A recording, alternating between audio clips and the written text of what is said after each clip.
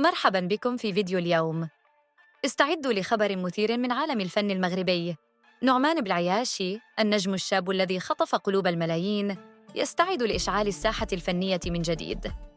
ماذا يخبئ لنا في جعبته هذه المرة؟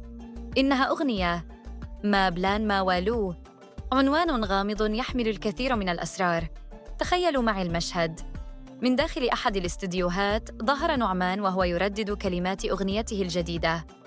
صوته الشجي يملأ المكان والحماس يشع من عينيه. لكن متى سنتمكن من سماع هذه التحفة الفنية؟ احفظوا هذا التاريخ جيداً: 4 يناير.